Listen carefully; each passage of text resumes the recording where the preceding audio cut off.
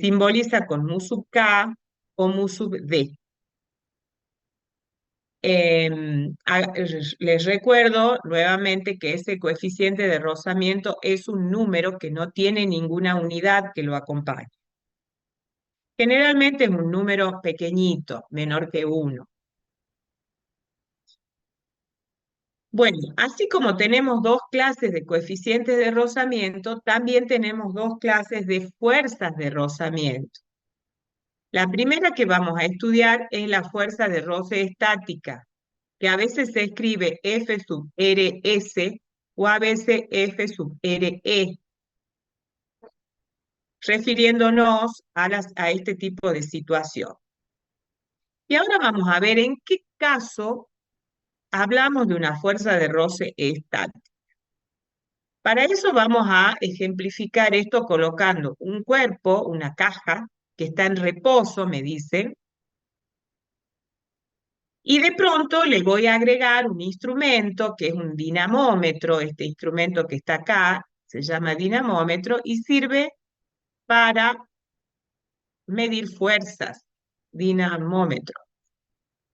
Entonces comienzo a tirar yo del objeto hacia la derecha aplicando una fuerza F. Primero pequeñita y después la voy haciendo cada vez más intensa hasta que logro que este cuerpo comience a moverse.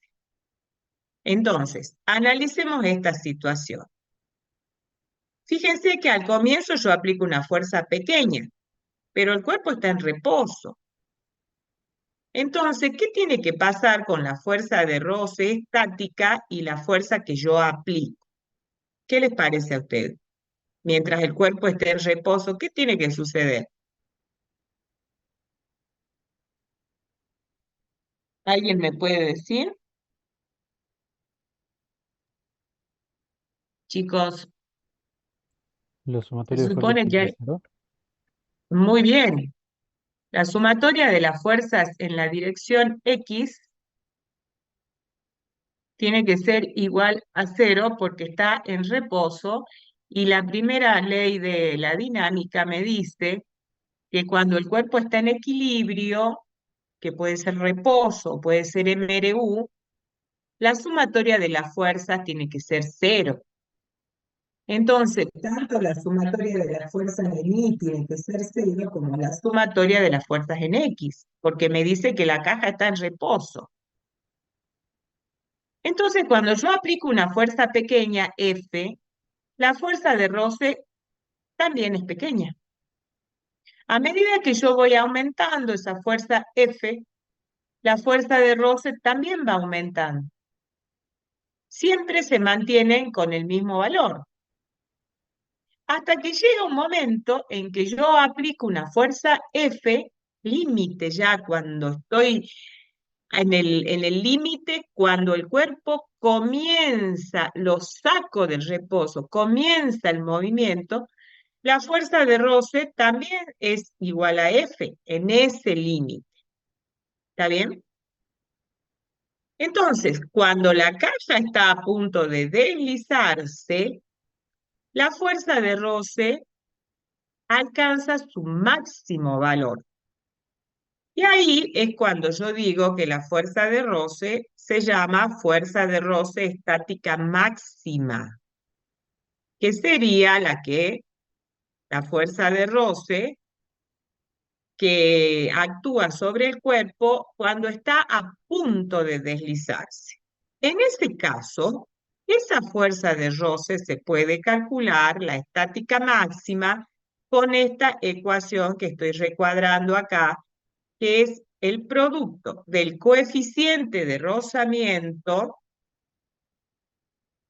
que sería mu, este es el coeficiente de rozamiento estático, y la N es la fuerza normal que actúa sobre el cuerpo. Bueno, sobre la fuerza normal ya habíamos hablado nosotros, sabíamos que cuando el cuerpo se apoya sobre la superficie, tengo una fuerza que le hace la superficie al cuerpo y que se llama fuerza normal y que es, en este caso, estoy dibujándola acá en el gráfico, sería hacia arriba. Entonces, esta fuerza de rozamiento es proporcional a la normal. Y el coeficiente de proporcionalidad justamente es el coeficiente de rozamiento. En este caso, es el coeficiente de roce estático y la fuerza de roce es la fuerza de roce estática máxima. Con esto les quiero decir que la fuerza de roce estática puede tener muchos valores. Es pequeña, va creciendo, es menor que la fuerza de roce estática máxima. Esta es la fuerza de roce estática máxima, la que yo puedo calcular con esta ecuación que tengo acá. Bien, ¿alguna pregunta?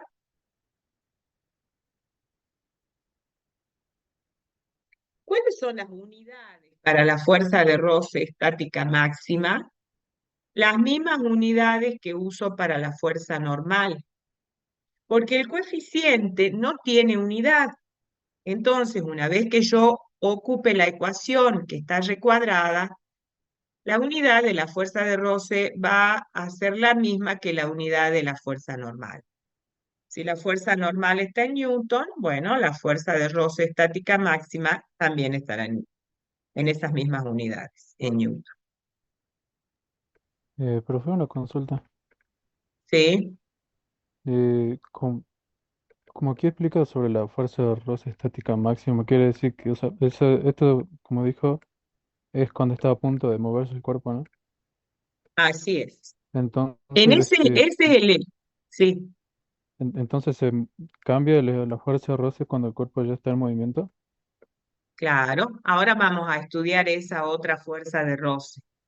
Hasta ahora lo único que estamos viendo es, el cuerpo está quieto, lo comienzo a querer sacar de ese estado, le aplico una fuerza F que va creciendo y entonces advierto que no se mueve hasta que llega a un punto donde esa fuerza F que yo aplico es la suficiente para sacarlo del reposo. En este momento límite, cuando la fuerza F es tal que lo saco del reposo, la fuerza de roce es la fuerza de roce estática máxima que la puedo calcular como mu estático por la normal. Pero el cuerpo sigue en ese estado de inminente movimiento, a punto de deslizarse. ¿Estamos hasta ahí? Sí, profe. Entonces sería la fuerza máxima cuando está ya a punto de moverse. Así es. Ahora, acá les muestro las distintas situaciones y acá va a aparecer la otra posibilidad, esta que vos me estás preguntando, que ahora la vamos a ver. Veamos primero esta serie de situaciones. Veamos la situación A. ¿Qué pasa en la situación A? El cuerpo está sobre la mesa, tiene su peso, nadie lo está empujando y la fuerza normal está en reposo y no tiene ningún rozamiento, porque no se evidencia ninguna fuerza de roce, porque nadie lo está empujando. Veamos qué pasa en la situación B. Comienzo a tirarlo con una fuerza T. Entonces me dice que esa fuerza T es débil. Fíjense que acá me dice débil. A tal punto que todavía permanece en reposo el cuerpo. Entonces, ¿qué ocurre? Bueno, la fuerza de roce equilibra a esa T, ¿verdad? Que es una fuerza que yo estoy agregando, pero todavía no es la fuerza máxima. Veamos la situación C. Acá le aplico una fuerza T más grande, pongámosle T', más grande que la anterior. Y entonces la caja está a punto de moverse. En ese caso, la fuerza de roce es la máxima. Y ahí es igual al mu estático por la normal. Y ahí estoy en esa situación límite donde el cuerpo está a punto de moverse. Ahora vamos a la situación D, que es la que vos me estabas preguntando. ¿Qué pasa cuando el cuerpo ya se está moviendo? La caja se desliza, dice, por ejemplo, con rapidez constante. En ese caso, ya cuando se está moviendo, también existe la fuerza de roce, pero esta se llama fuerza de roce dinámica o cinética. Dinámica o cinética. En ese caso, esta fuerza de roce se calcula de esta forma, multiplicando el coeficiente de rozamiento dinámico o cinético por la fuerza normal. Y esta es, o sea, es la misma ecuación de recién, pero el coeficiente de rozamiento es otro. Se llama coeficiente de rozamiento dinámico. Y acá en el gráfico me muestra qué relación hay entre esas fuerzas de rozamiento. Fíjense que acá me está graficando una primera zona, esta que tengo, la zona estática, me dice el gráfico, donde estoy representando la fuerza de roce, esto lo que estoy representando en el eje vertical es la fuerza de roce, y lo que estoy en el eje horizontal representando es la fuerza externa, esta que yo realizo, que se llama tensión en este caso. Esa es la fuerza que yo estoy haciendo a través de la cuerda que lo estoy tirando al cuerpo. Entonces, ¿qué es lo que ocurre? Esa fuerza que yo estoy realizando comienza a crecer, lo voy tirando cada vez con mayor fuerza y la fuerza de roce también va creciendo junto con la fuerza que yo hago. O sea, todos estos valores que yo estoy marcando acá, los puntos, representan la fuerza de roce en función de la fuerza externa que yo hago. Entonces, hemos dicho que a medida que yo voy aumentando la fuerza externa, va aumentando esa fuerza de roce estática. Hasta que llega un momento donde yo le aplico una cierta fuerza T, donde alcanzo el límite ese que yo les decía, donde el cuerpo está a punto de moverse. En ese caso, la fuerza de roce es la fuerza de roce estática máxima, que también es igual a la T que yo estoy aplicando en ese momento. Ese es el máximo valor que toma la fuerza de roce. Y en ese caso la puedo calcular como mu estático por la normal. Una vez que el cuerpo comienza a moverse, sigue existiendo la fuerza de roce. Yo aplico cada vez fuerzas más grandes, fíjense, estoy en la zona esta donde ya se está moviendo, voy aumentando la fuerza externa. ¿Y qué ocurre?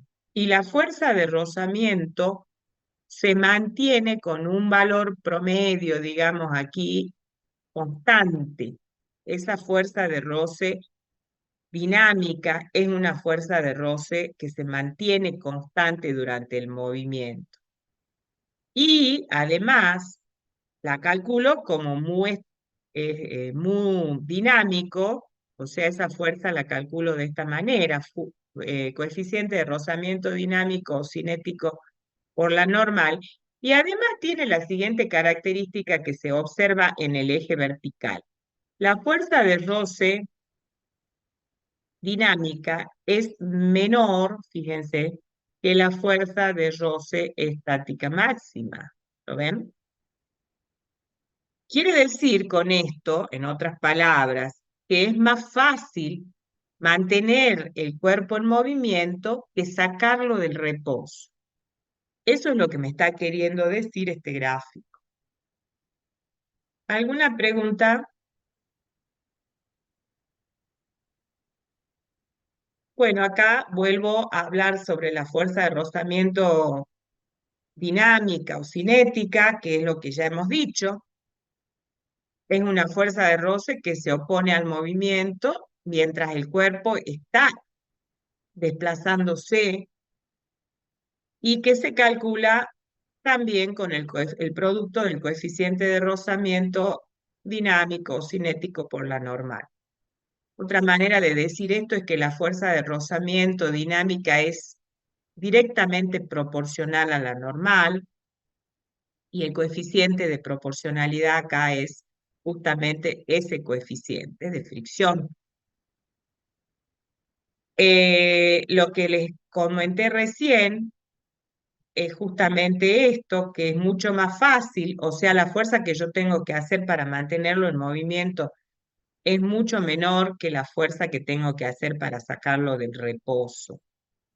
Eso me dice que si yo comparo los coeficientes de rozamiento, el coeficiente de rozamiento estático, este es el estático, fíjense, no, perdón, este no es el estático, este es el dinámico o cinético,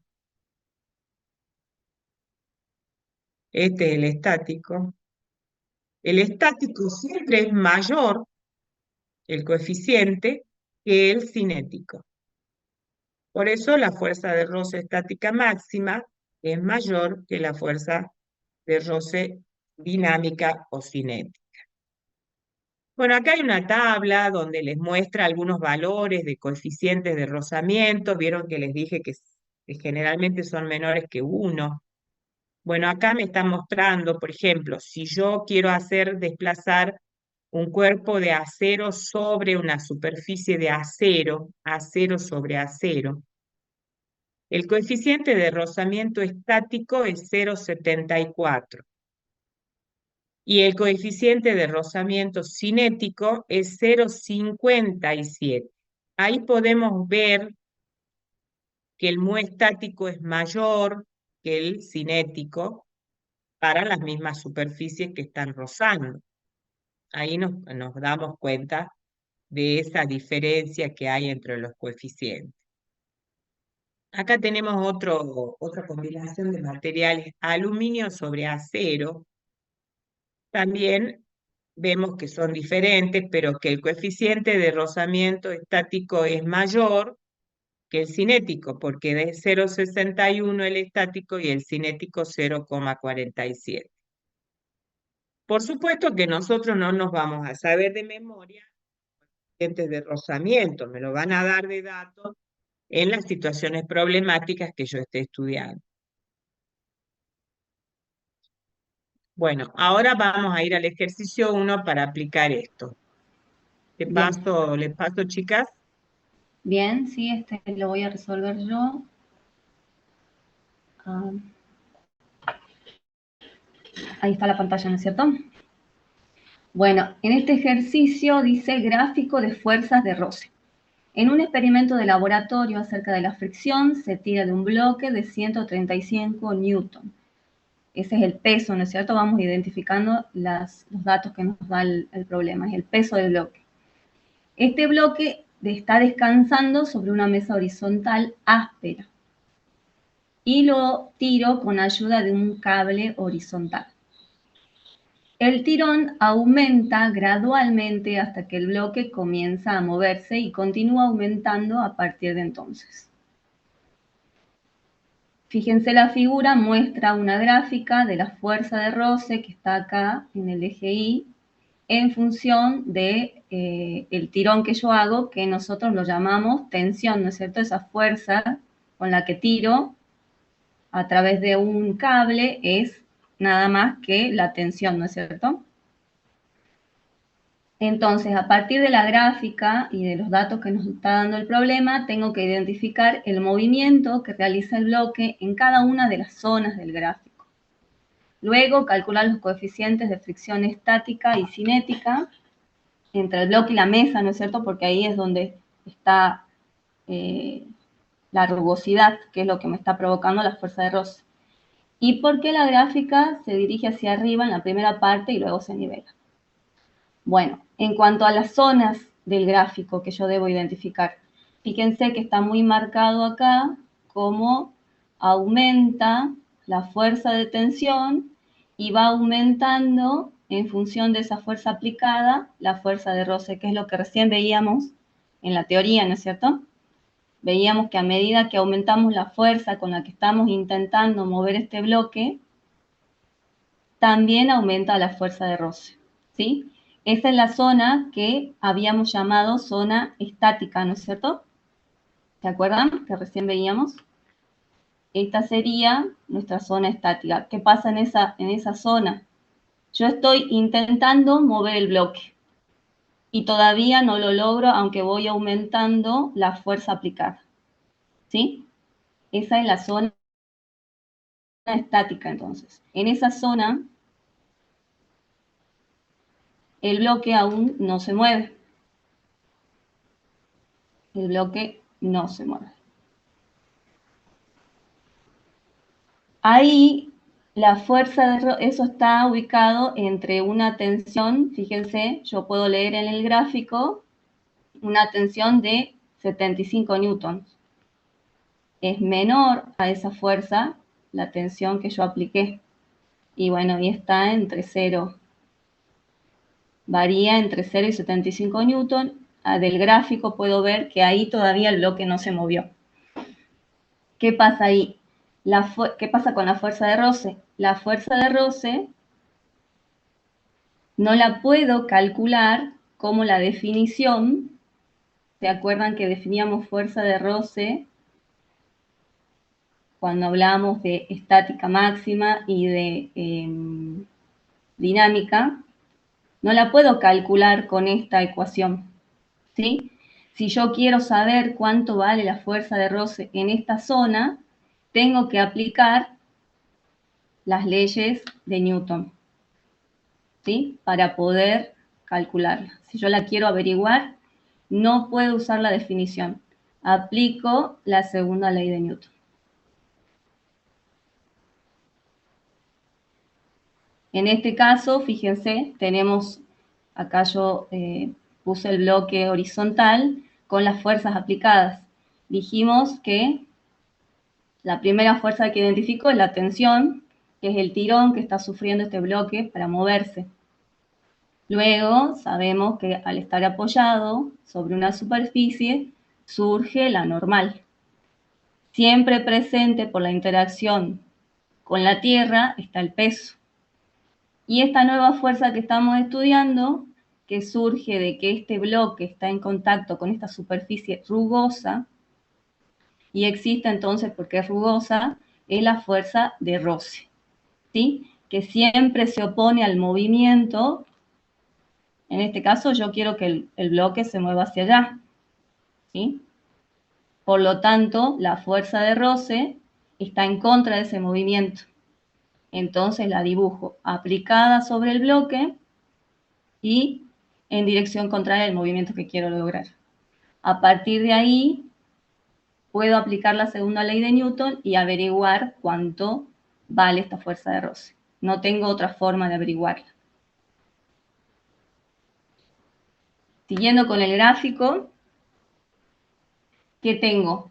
Sigo aplicando fuerza, tensión, hasta que llego acá a un punto máximo, ¿sí? Fíjense que esa es la fuerza máxima en todo el gráfico que yo estoy aplicando, ¿no es cierto? Ahí estoy alcanzando,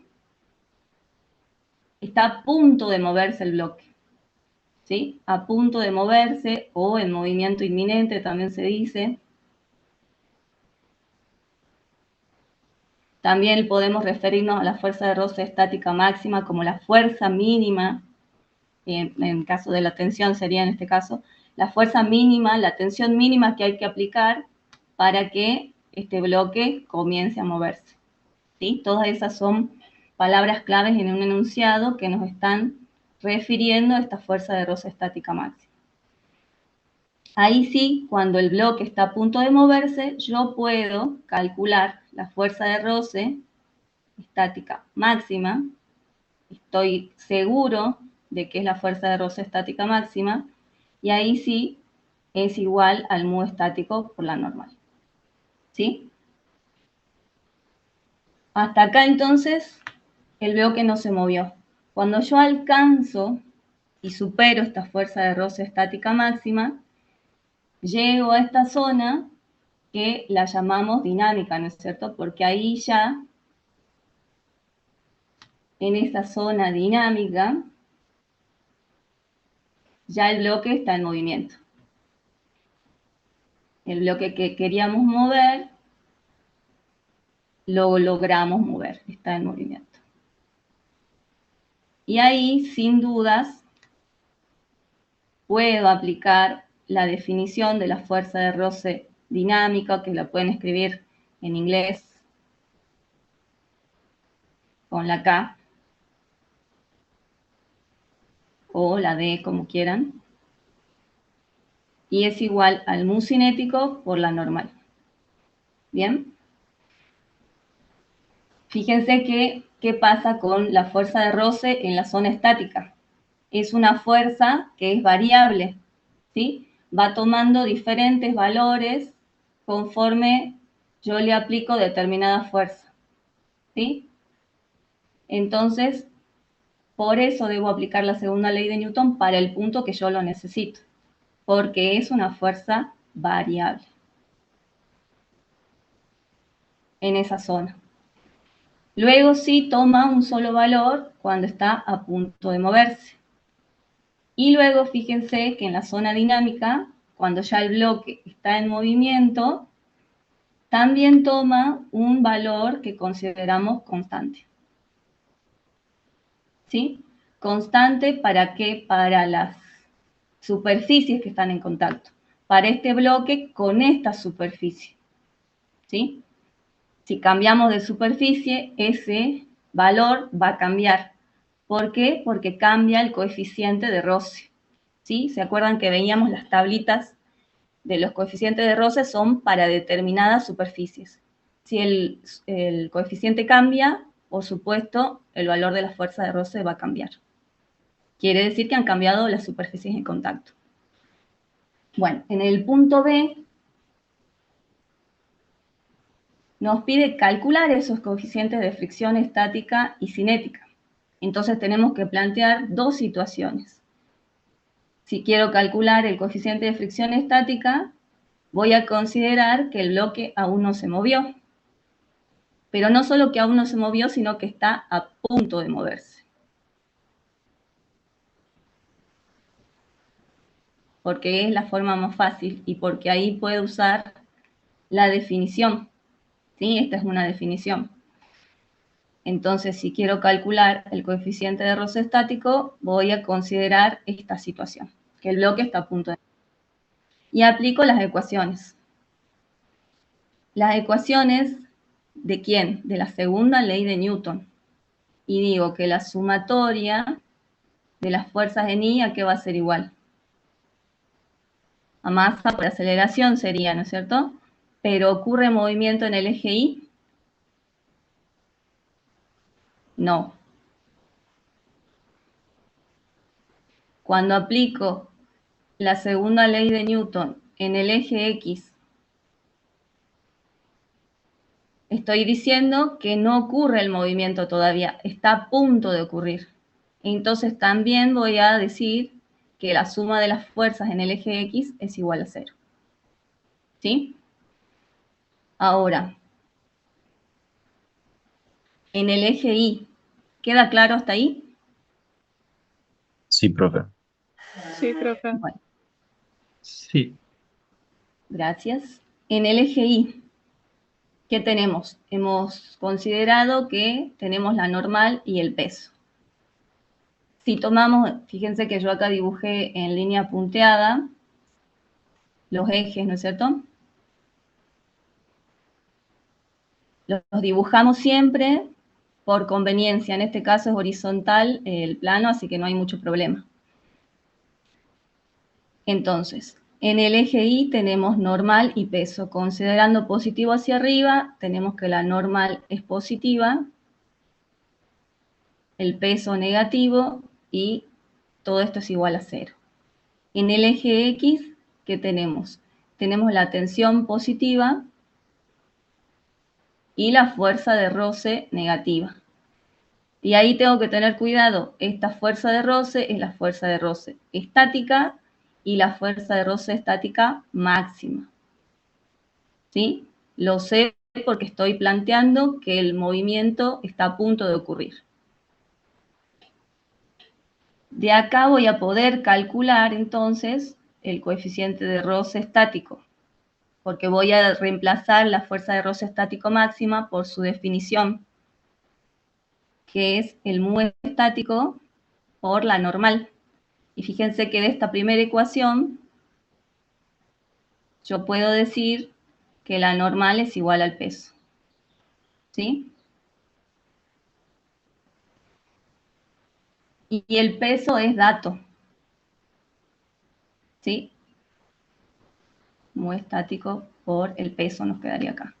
Por lo tanto, el mu estático, ¿a qué me va a quedar igual? A la tensión sobre el peso. El peso es dato, fíjense que hasta acá. ¿El peso de quién? Del bloque, porque es lo que estamos estudiando. Es 135 newton. La tensión, ¿tengo el dato? Sí, lo tengo del gráfico. ¿Cuánto vale la tensión acá? En este punto.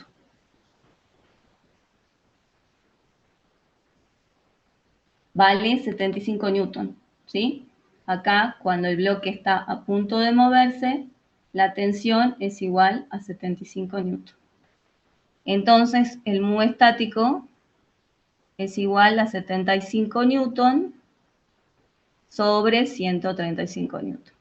Fíjense que las unidades se simplifican y el mu estático me va a dar un valor adimensional, ¿sí? No tiene unidades del coeficiente. Y yo tengo 0,55, no. Bueno, calcúlenlo que no tengo bien el valor, no sé si es 0,55. 0,55 es el estático. Ah, bien, Sí. está bien. Estamos bien. Hasta ahí vamos bien. Hemos calculado el coeficiente de roce estático, ¿sí? La tensión, fíjense que la sacamos del gráfico y el peso era dato del problema. Luego tenemos que calcular el coeficiente de roce cinético, ¿sí?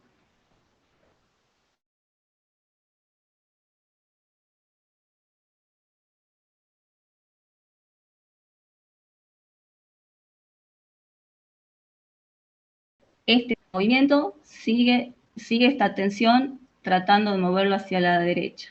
Ya lo logró mover y lo sigue tirando, ¿no es cierto?, en la misma dirección.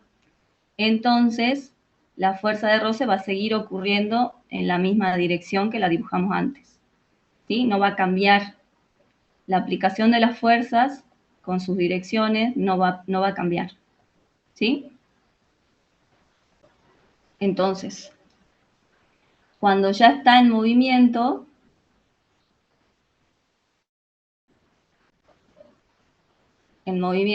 ahí puedo averiguar el coeficiente de roce dinámico o cinético. Yo estoy acostumbrada a la B.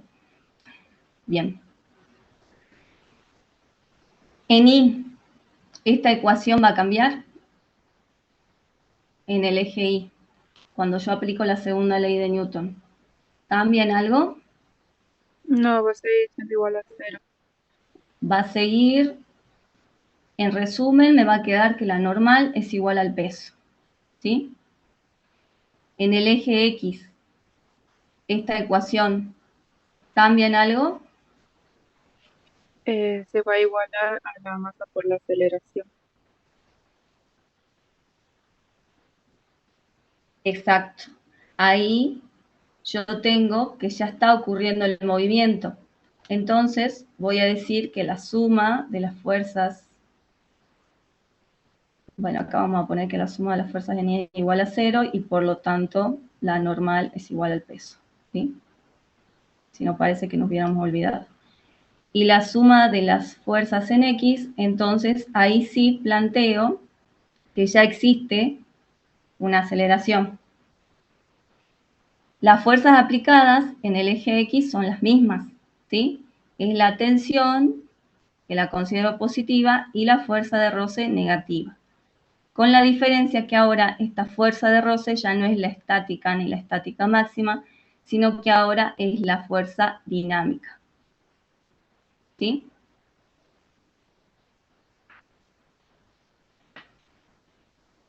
Entonces, para averiguar el mu cinético, yo tengo que reemplazar esta fuerza de roce por la definición. La definición me decía que la fuerza de roce cinética, la voy a pasar para este miembro, ¿sí? Esta la voy a pasar para acá, es igual al mu cinético por la normal. ¿Sí? Estamos comenzando a despejar este mu cinético que es nuestra incógnita. Y la masa por la aceleración la paso a este otro miembro. Por lo tanto, para calcular el mu cinético, yo voy a tener que conocer cuánto vale la tensión, cuánto vale la masa del bloque y la aceleración, y cuánto vale la normal, que ya lo sé, la normal dijimos que era igual al peso. El peso no va a cambiar, es 135 newton. La tensión, ¿cuánto vale? Del gráfico, fíjense que es más o menos constante y tiene un valor de 50 newton.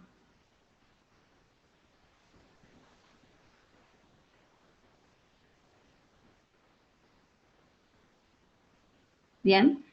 Andrea, Sí. Acá me faltaría esta aceleración.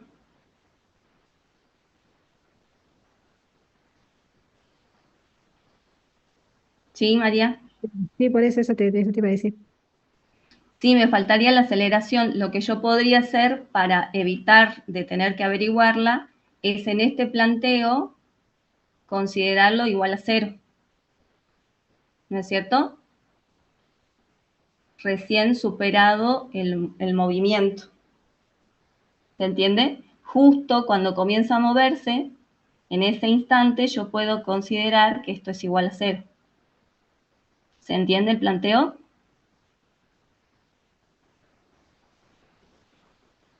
Eso para evitar tener que calcular esta aceleración que no tengo datos. ¿Sí?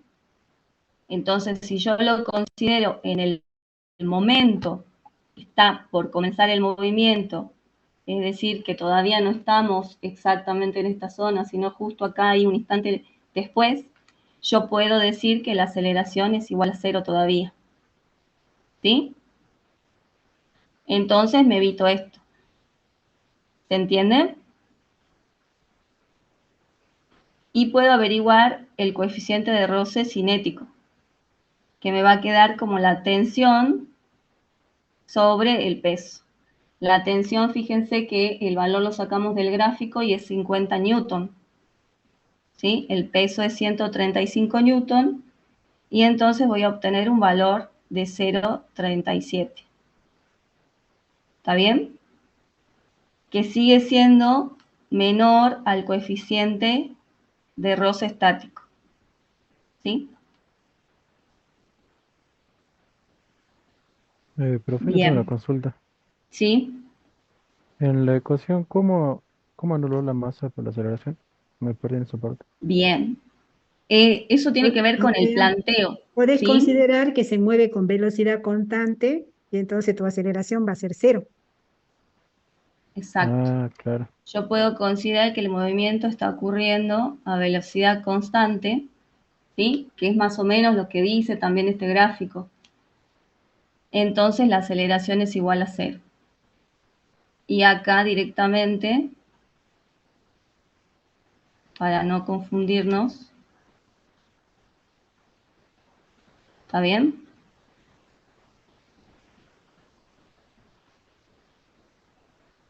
Ahí lo vamos a borrar esto.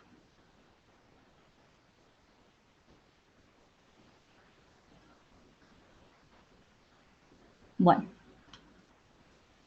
Entonces seguimos.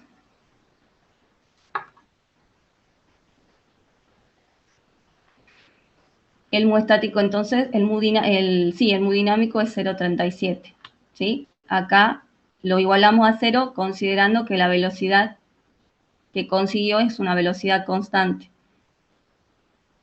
Entonces, acá la tensión me va a quedar igual al mu dinámico por la normal, que es el peso, y luego el mu dinámico, tensión sobre peso. Ahí Perdón, está. una acotación Sí. nada más. Esa consideración de la velocidad constante la hacemos en el inicio, digamos, cuando comienzo, lo saco del reposo, comienza su movimiento, considero que la velocidad es constante, pero si ustedes miran el gráfico, van a ver que aparecen valores de t mayores, cada vez más grandes, dice 75, 100, 125, 150 newton. Entonces, a medida que yo voy aumentando t, o le doy valores más grandes a la fuerza t, ese bloque se va a acelerar más adelante. O sea, estoy considerando una situación límite. En el momento que comienza a moverse, la fuerza aplicada es 75 y la fuerza de roce dinámica es 50, ¿verdad? Sería el Sí. momento que inicia el movimiento. Entonces, allí, si yo mantengo esas, digamos, mi fuerza aplicada debería ser igual a 50, si la fuerza de roce también es 50, entonces va a tener velocidad constante. Si yo aumento la fuerza cada vez más, se va a acelerar. Pero para sacar el mu, considero ese instante donde lo saco del reposo y comienza a moverse. ¿Está bien?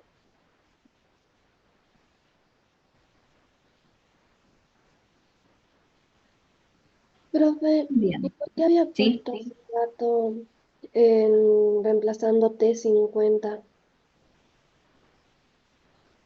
Tipo, Eh, sí, acá la tensión, fíjate que para la zona dinámica sería, no, bueno, sería 75. Sí, me equivoqué con la fuerza de roce que está acá. ¿Sí? La fuerza de roce la leemos en el eje Y y la fuerza de tensión la leemos en el eje X. ¿Está? Sí, me equivoqué cuando la leí del gráfico. Bueno, salvado el error en el planteo, espero que haya quedado Perdón, claro. ¿Sí? perdón, yo voy a hacer otra acotación. Sí. Directamente, la verdad es que yo directamente podríamos sacar el ¿Sí? coeficiente de rozamiento Ah, no, yo no poniendo que escuché, no sé si los chicos escuchan. ¿me escuchan o no? ¿Se escucha? Sí, Sí se te Hola. escucha, María Rosa, sí se escucha. se escucha. El coeficiente de rozamiento estático directamente yo lo sacaría poniendo que la fuerza de roce estática máxima es igual a mu por la normal, al mu estático por la normal. Y al valor de la fuerza de roce estática máxima la sacaría del gráfico con 75. ¿Me explico lo que quiero decir? Sí, es lo que decíamos acá, ¿no es cierto? Cuando el bloque Con no la se mueve, ecuación, exacto, con la ecuación que tenés ahí, justamente que estás marcando un poquito más abajo, de donde sí, dice fuerza de roce estática máxima igual a mu por la normal. sí, Ahí, en esa ecuación, despejo mu. Y a la fuerza de roce estática máxima la saco del gráfico, que vale 75 newton. Entonces divido 75 en la normal y tengo el mu estático. Y con la ecuación de abajo, que dice fuerza de roce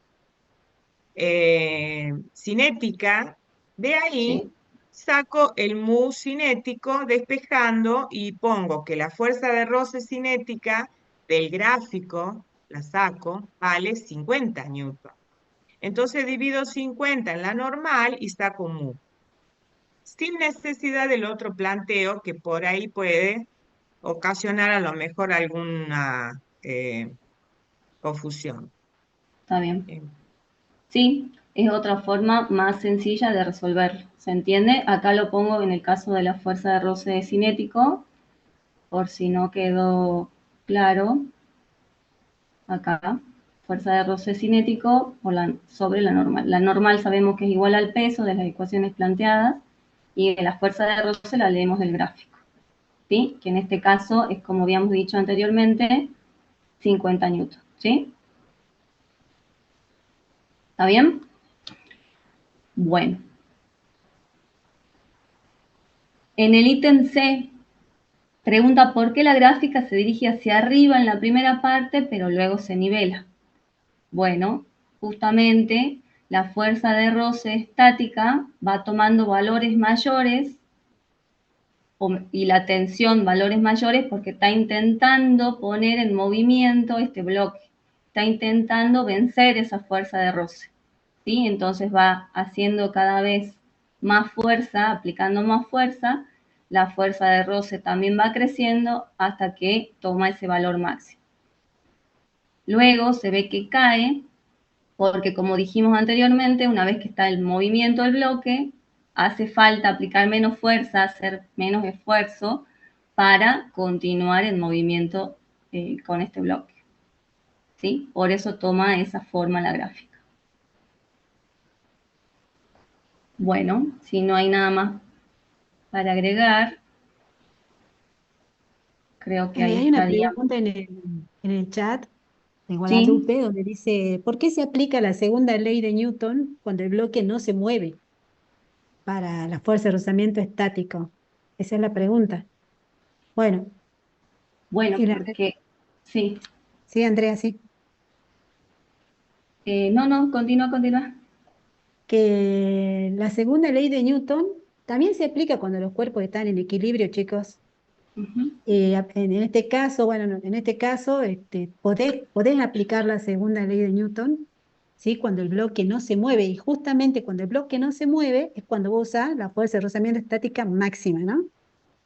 Podés usar esa relación o, para calcular el coeficiente de rozamiento estático, ¿no? Si no, como dijo la profe, ahí está bien indicadito, a ver, lo vi que está bien, cuando decía que en la zona estática dice ahí, ¿no es cierto? Ahí dice que la Ujú. fuerza de rozamiento estática varía, es variable, vale de cero hasta un valor máximo. ¿Y cómo haces para calcular? La pregunta creo que se hizo la profesora, ¿cómo haces para calcular la fuerza de rozamiento estático para cualquier valor menor a la máxima? Es usando la ecuación de la segunda ley de Newton. Eso es lo que yo entiendo que vos estaba colocando ahí, Andrea. ¿Sí? Exacto, eso es lo que quise Sí. expresar.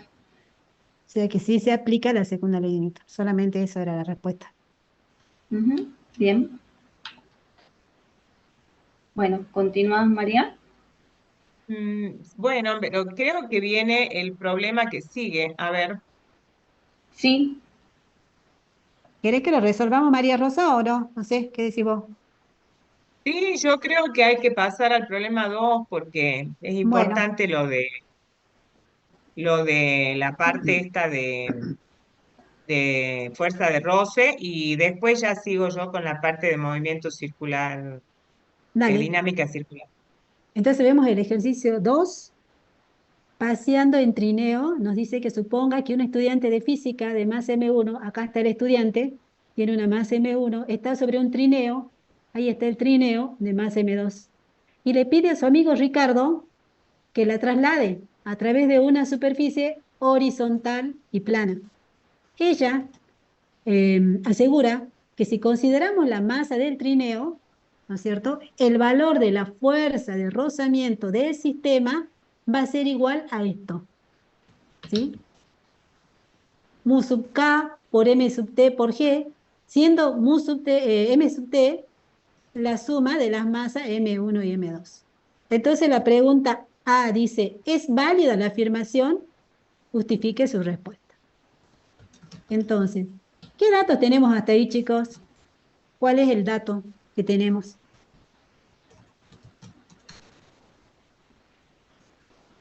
¿O qué tenemos que ver si es válido?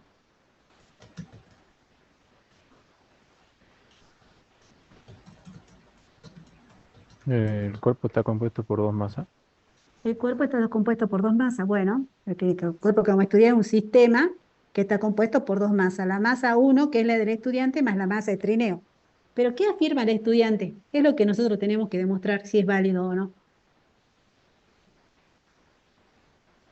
Que la fuerza de rozamiento es igual al modo dinámico por la masa del trineo por la gravedad. Muy bien. Entonces, ¿de qué fuerza de rozamiento se trata en este caso? Dinámico. El dinámico. Entonces, mu sub k nos dice ahí, por la masa total, por la gravedad, nos pregunta si la fuerza de rozamiento dinámica es válida. El valor de esa fuerza de rozamiento del sistema es igual a esto. Eso nos está preguntando. ¿Es válida? ¿Y cómo vamos a hacer para responder a esta pregunta? ¿En qué nos vamos a fijar? Si me están preguntando si es válido esto, lo que voy a hacer es acordarme de su definición. Entonces nosotros decimos, la fuerza, por definición, la fuerza de rozamiento cinética o dinámica, ¿a qué es igual? Chicos, Al modo cinético por la normal. La normal. al mu cinético por la normal. Entonces, fíjense, en esta igualdad yo tengo que llegar, ¿sí? Para demostrar si es válida o no, ¿qué tengo que determinar?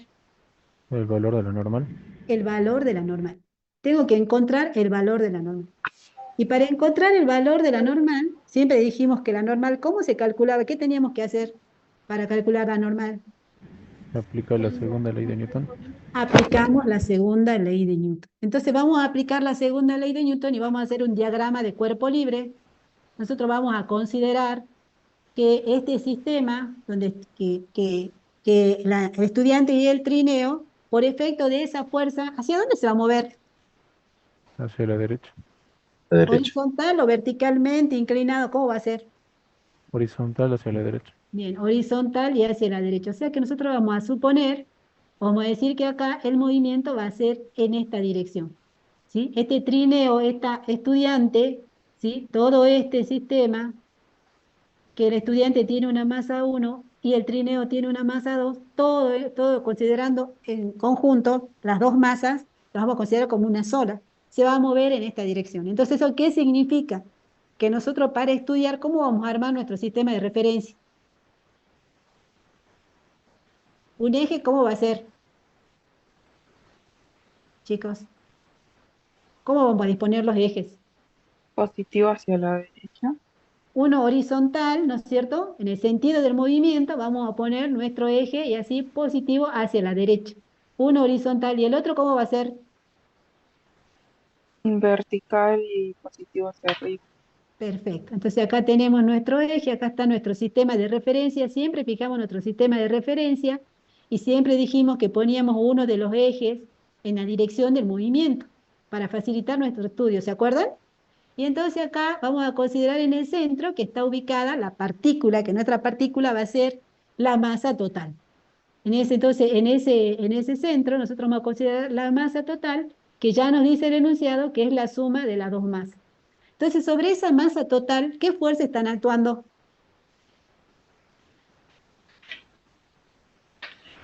Yo la componente en X de la fuerza que aplica el... Ya el peso total y la normal. El peso total, que sería vertical y hacia abajo. Este sería el peso. ¿Se ve el peso ahí? ¿Se Sí. ve? ¿Y qué otra fue? Porque está interaccionando con la Tierra. ¿Qué más? El normal por el contacto con la superficie. Bien, está actuando la normal que es perpendicular a la superficie horizontal, ¿sí? Y entonces la ponemos vertical y hacia arriba. Bueno, a ver si me sale mejor el dibujito. Ahí está. Entonces tenemos la normal. Me sale también. Vamos a poner la normal y tenemos el peso. ¿Qué otra fuerza tenemos acá? La fuerza F. La fuerza, ¿cómo se llama la fuerza? Fíjense que acá hay otra fuerza. ¿Se ve la fuerza? Hay otra fuerza ahí. ¿Se ve la fuerza F que está actuando sobre este trineo? Si no, no se movería el trineo, ¿no? Tensión. Ricardo hace esta fuerza que le llamamos tensión, pero ahora le vamos a llamar, F creo que le vamos a llamar, porque después dice deduzca la ecuación de la fuerza mínima, ¿no? Ahí está, que debe hacer Ricardo, por eso le vamos a llamar F, que sería la tensión, ¿no es cierto? Entonces esta va a ser la fuerza que hace ¿quién? Ricardo. Esa fuerza tenemos un dato, ¿qué ángulo forma acá? 30 30 grados. grados. 30 grados. ¿Sí? Entonces esas son las fuerzas. ¿Hay alguna otra fuerza que actúe sobre el bloque?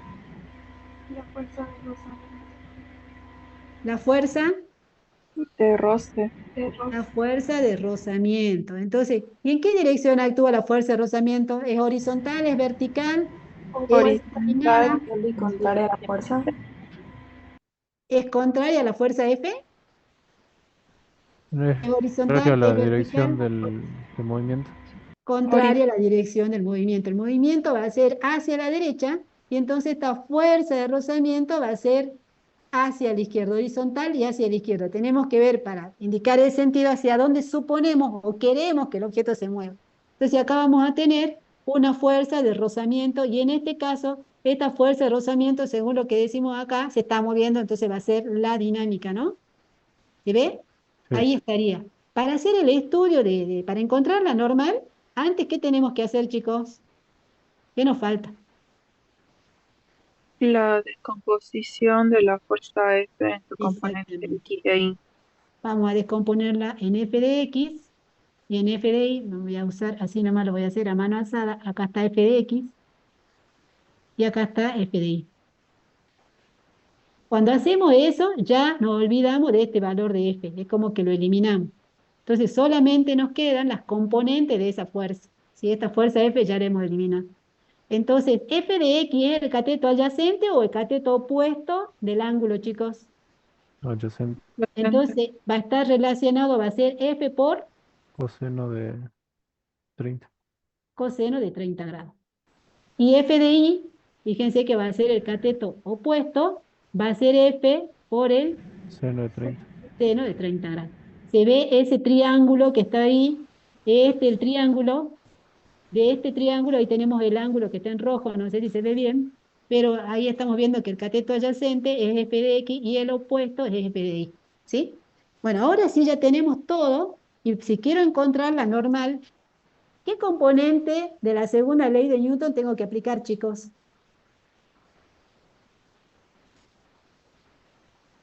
La sumatoria de las fuerzas de Ni. La sumatoria, porque yo qué quiero encontrar, no tengo que perder de vista lo que yo quiero encontrar la normal, ¿se ve? Entonces, ¿dónde está la normal? ¿En qué eje está? En el eje de las Y. En el eje de la Y. Entonces vamos a aplicar la sumatoria de fuerza según el eje Y. ¿Igual a cuánto va a ser? A 0. A 0, porque no se mueve en esa dirección. Y entonces si acá reemplazamos, ¿qué vamos a decir? ¿Quién es positiva de acuerdo a nuestro gráfico? La normal. La normal Eje de Más fuerza I, menos el peso. más la fuerza I, la componente de la fuerza I menos el peso, eso va a ser igual a 0. Y de acá entonces podemos despejar la normal. Ese peso es el peso total, ¿no es cierto?, de la masa. El peso total, ¿ese a qué va a ser igual? ¿Y a qué va a ser igual F de I? Paso el peso total menos F de I. ¿El peso total a qué va a ser igual?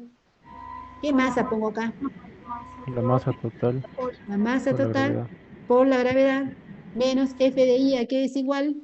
A F por, El seno de no, 30. por el seno de seno de 30. 30. Estoy equivocándome. Por el seno de 30 grados. Entonces, fíjense, acá solamente aplicando una de las componentes, ya encuentro que la normal vale eso. La normal es el peso menos el valor de la componente de la fuerza I. Entonces, ¿qué decimos? Fíjense acá, si reemplazo yo en la definición, fíjense si reemplazo ahora esta normal, la reemplazo en esta ecuación de la definición, ¿cómo me queda? ¿Me queda igual a lo que afirmaba el estudiante? No. No. No. Entonces, ¿qué tengo que responder? Fíjense, si reemplazo me queda mu sub E, no, mu sub K, perdón, mu sub K por la masa total por la gravedad menos F por el seno de 30. Entonces, ¿es válida la afirmación ¿Qué tenemos Mm, que decirnos nosotros? No es válida la afirmación No. ¿Por qué? porque la fuerza aplicada, hay una componente en el eje Y de la fuerza aplicada. No es válida la afirmación, es falsa, ¿no? No es válida esa afirmación, entonces tenemos que poner. ¿Y por qué? Porque la normal, en este caso, fíjense, ¿la normal es igual al peso? No, No, No. ¿Cómo es la normal acá? igual al peso menos la fuerza en ¿Es mayor, menor o igual? es menor que el peso. Es menor. Entonces, no es válida la afirmación porque la normal no es igual al peso, es menor que el peso, ¿sí? En su magnitud, por lo menos, es menor que el peso. Esa sería la respuesta. Entonces, no es válida la información, esa afirmación es falsa. Esa sería la respuesta. Vamos a la parte B. En la parte B, ahora me piden, deduzca la ecuación de la fuerza mínima F necesaria que debe hacer Ricardo para empezar a mover al Profe, trineo y a su amiga. ¿Sí? disculpe, antes de que pase, si la fuerza estaría horizontalmente, sería verdad, ¿no? Sí, exactamente. Si esa fuerza sería horizontal, entonces en ese caso la normal sería igual al peso. Muy bien, ¿sí? ¿Se entiende, chicos? Porque esa fuerza aplicada no tendría componente ni. Entonces la normal sería igual al peso, ¿sí?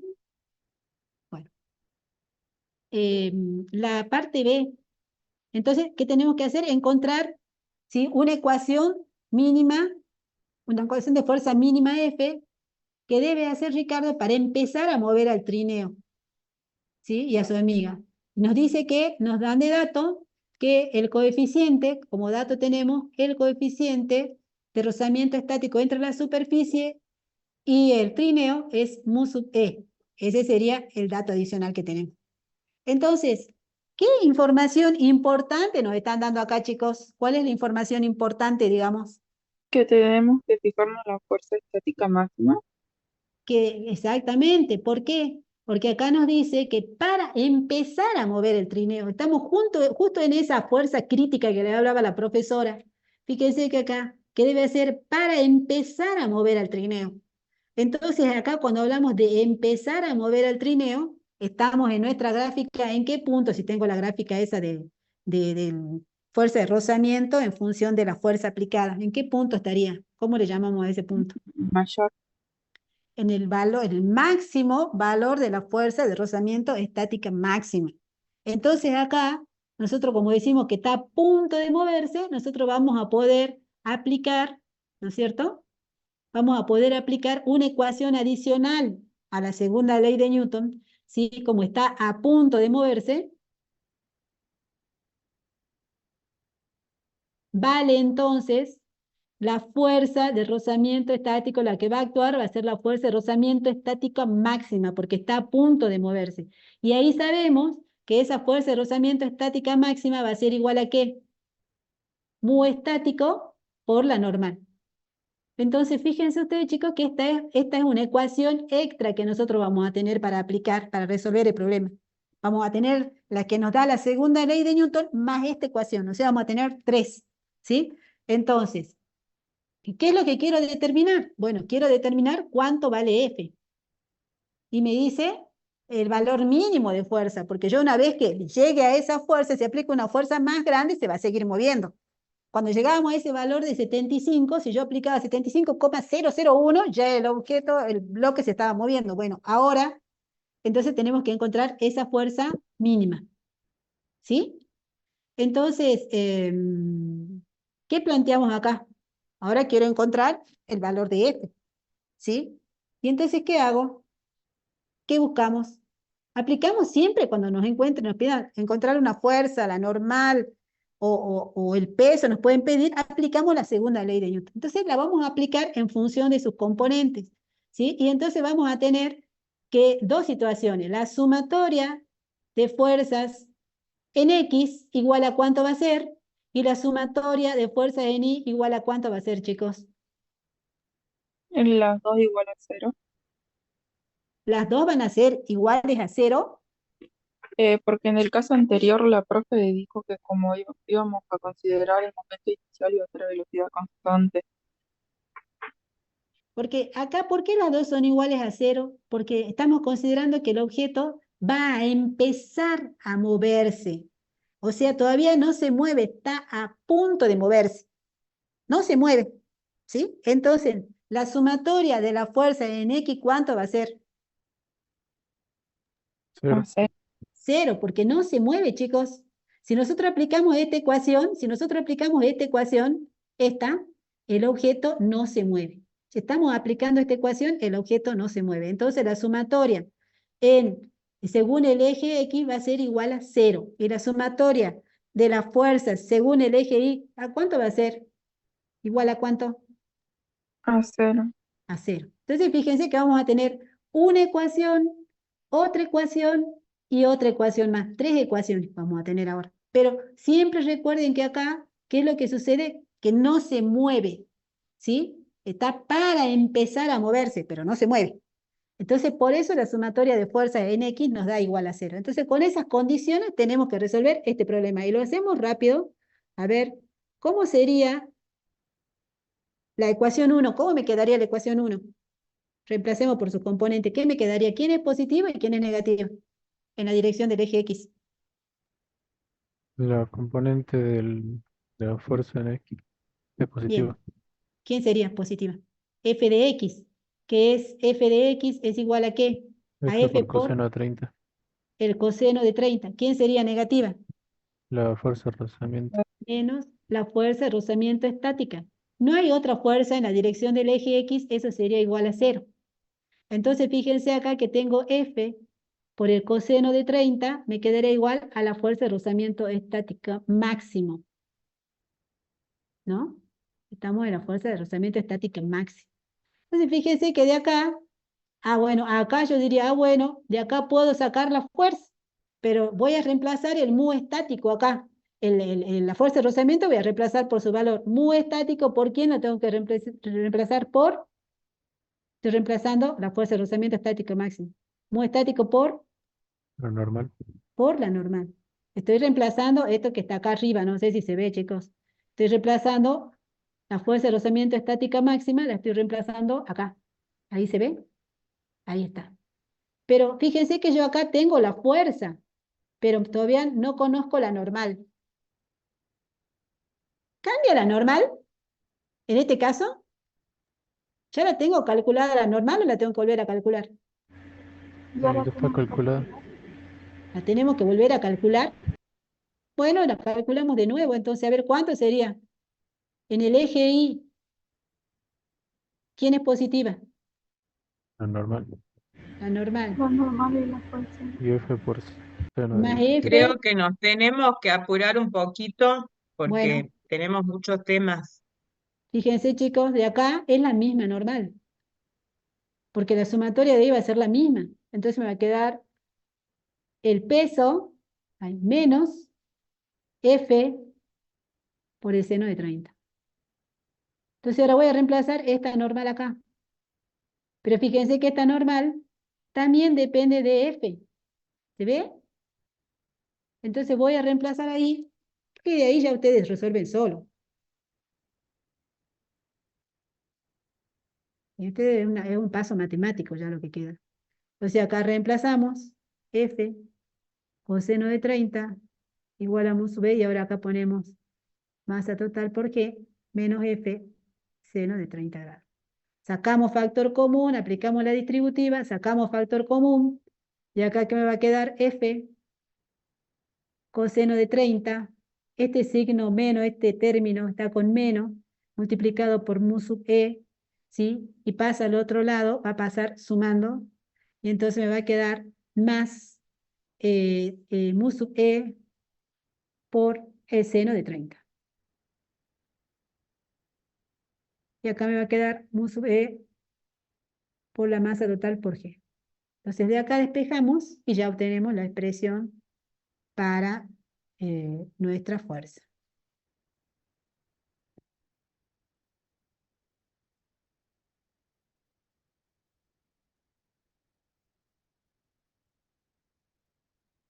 Ahí está, la despejamos.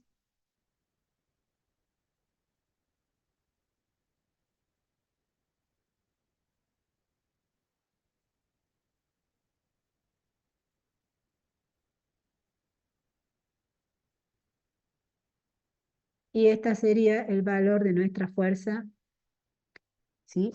El valor de la fuerza mínima que nosotros tenemos que aplicar para que el objeto comience a moverse, que va a aplicar Ricardo para que comience a moverse, ¿sí? Esa es la fuerza mínima para empezar a mover el trineo y el estudiante, ¿no? Esta es la fuerza mínima.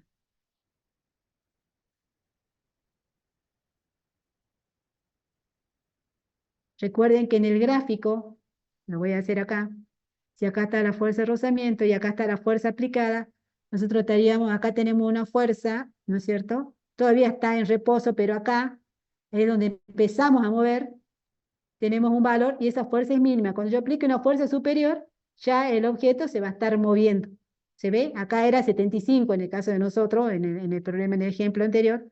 Entonces, si yo seguía aumentando la fuerza externa, ya el objeto se estaba moviendo. Entonces, este es el valor de la fuerza mínima, que es la que calculo considerando la fuerza de rozamiento estática máxima.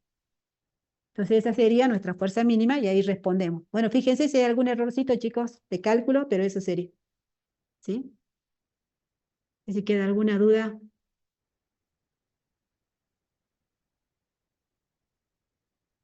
¿No hay preguntas? Bueno, Pásame nomás.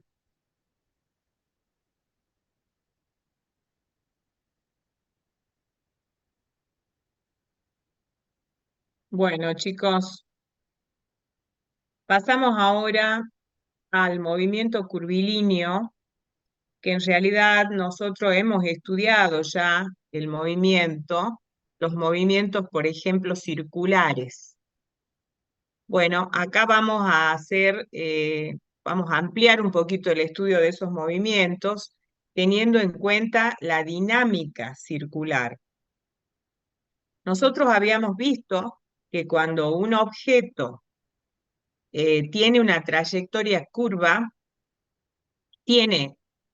puede tener una aceleración tangencial, seguro tiene una aceleración normal, y también puede, si sumamos la tangencial con la normal, tenemos una aceleración total. Recordemos que si yo sumo estas dos aceleraciones que tengo acá en el gráfico, obtengo la aceleración total. Entonces, eso ya lo habíamos visto nosotros cuando hemos estudiado el movimiento, por ejemplo, circular uniformemente variado. En este caso, tenemos que pensar ahora que si existe una aceleración tangencial, va a haber una fuerza tangencial. Si existe una aceleración normal, va a haber una fuerza normal. Por lo tanto, puedo sumar esa fuerza tangencial o tangente con la fuerza normal y me va a dar una fuerza resultante, que en este caso sería una fuerza total, F sub t. Ahora, ¿en qué caso yo tenía una aceleración tangencial? La aceleración tangencial, nosotros ya la estudiamos, se da cuando hay un cambio en el módulo de la velocidad, el módulo de la velocidad lineal cambia. En ese caso, tengo una aceleración tangencial. ¿En qué caso tengo una aceleración normal? Cuando la dirección de la velocidad v cambia. Por eso vimos que en el movimiento circular uniforme también tenemos una aceleración normal o centrípeta, le hemos llamado. Esta aceleración normal es lo mismo que la aceleración centrípeta. Existe en el movimiento circular uniforme porque en ese caso la velocidad lineal va cambiando de dirección. Entonces, siempre que la partícula describa una trayectoria curva, va a haber un cambio en la dirección de la velocidad lineal, va a haber una aceleración normal. Si hay una aceleración normal, tiene que haber una fuerza normal. Lo mismo en la línea, en la tangente, en la línea tangente a la curva. Si hay una aceleración tangencial, va a haber una fuerza tangencial. Bueno, eso es lo que ahora vamos a ver. Le vamos a agregar el tema de esas fuerzas que están actuando. Algo muy interesante que les dije, pero lo quiero recalcar, es que la fuerza neta, que es esta, la fuerza total, va a tener igual dirección y sentido que la aceleración total. Eso se muestra en el gráfico. Fíjense que puedo aplicar la segunda ley de Newton para cada una de las aceleraciones. Entonces puedo decir que hay una fuerza tangencial igual a masa por aceleración tangencial, que es lo que les dije recién. Hay también una fuerza normal o centrípeta que se puede calcular multiplicando la masa por la aceleración normal, o ya sabemos que esa aceleración normal, les dije recién, es la aceleración centrípeta, cuyo módulo se calcula como b cuadrado sobre r. Bueno, esto no es nada más que ahora le estamos dando más sentido a esa aceleración que hablábamos en los movimientos curvos, porque sabemos que hay una fuerza responsable también de esa aceleración. Ahora, puede ser que alguna de las dos fuerzas no exista. Puede ser que la fuerza tangencial sea cero, por ejemplo. Si yo en el gráfico elimino la fuerza tangencial, fíjense el gráfico de arriba, ¿qué quiere decir? Y bueno, que va a haber una aceleración normal y una fuerza normal. Puede haber una fuerza normal y puede ser que la fuerza tangencial sea cero. En este caso voy a estar en presencia de un movimiento circular uniforme, que es el que nosotros ya hemos estudiado. Nada más que no hablábamos de fuerza nosotros, hablábamos solo de aceleración centrípeta. Bueno, en este caso hay una fuerza normal y hay una fuerza tangencial cero en ese movimiento. ¿Qué pasa ahora? Esto que estoy compartiendo es lo que yo ya les dije. Y ahora vamos al segundo caso. ¿Qué pasa si la fuerza normal es cero? A ver si ustedes me dicen antes que les comparta. ¿Qué pasa si la fuerza normal es cero? Imagínense el gráfico. Anulo la fuerza normal, o sea, esta fuerza. ¿Qué va a ocurrir con la partícula? ¿Cómo se va a mover?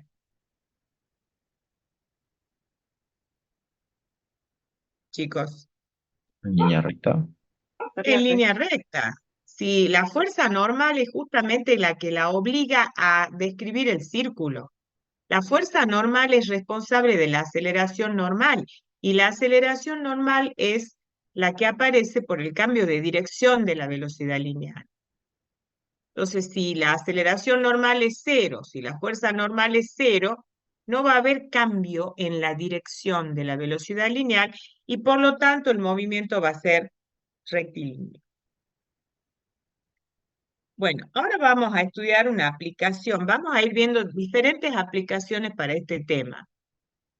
Un problema, una situación que consiste, por ejemplo, en un hilo que tiene una longitud L y una masa que está adosada a ese hilo y está obligada, porque nosotros hacemos que gire, por ejemplo, describiendo un círculo en un plano horizontal. Esa sería la situación que estamos evaluando.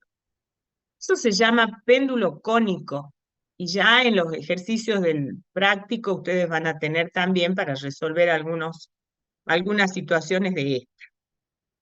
Bueno, analicemos ahora qué fuerzas están actuando sobre esta masa que está girando, describiendo un círculo en un plano horizontal. ¿Qué fuerzas están actuando? Fíjense, acá me está diciendo que aparece el peso y también la tensión del cable. ¿Está bien? No sé si están... Ahí está. Ahí les agrego la fuerza. Peso y tensión del cable. ¿Qué pasa si yo sumo esas dos fuerzas? Fíjense. En este caso, para realizar esa suma, se descompuso la tensión.